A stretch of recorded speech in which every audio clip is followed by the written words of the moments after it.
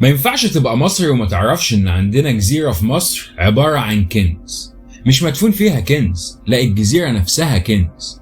قصاد مرسى علم على بعد 70 كيلو متر جوه البحر الأحمر في جزيرة صغيرة كده يا دوبك مساحتها 4.5 كيلو متر مكعب، يعني قد قرية صغيرة، بس شايلة كنز مش موجود زيه في أي مكان في العالم. إيه هو الكنز؟ تعالوا نشوف.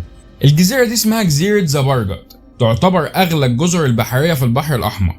الجزيرة دي تعتبر حجر كريم عملاق واقف في وسط البحر، بتتكون بشكل كبير من صخور غنية بالبريدوت أو بالعربي اسمه زبرجد. أظن أنت كده عرفت السبب ورا تسميتها.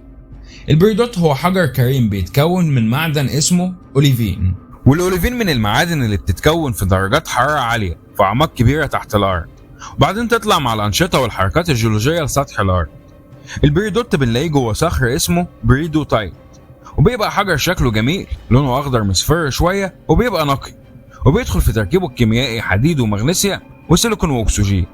والبريدوت من الأحجار الغالية جدا. عمر جزيرة زبرجد بيرجع للعصر الثلاثي بين 30 مليون ل 65 مليون سنة، وعشان كده بيعتقد ان سبب تكوين الجزيرة هو الصدع الأفريقي العظيم اللي بيقطع أفريقيا نصين، عشان الصدع بدأ نشاطه في نفس الفترة دي، واكتشفها قدماء المصريين سنة 1300 قبل الميلاد، واستخدموا البريدوت اللي فيها في الزينة بتاعتهم، وكان أول بريدوت يتم اكتشافه في التاريخ. والجزيرة فضلت مصدر للبريدوت مئات السنين، وأكبر حجر بريدوت تم اكتشافه في التاريخ طالع من الجزيرة دي، وكان وزنه 311 قيراط، موجود دلوقتي في متحف في أمريكا.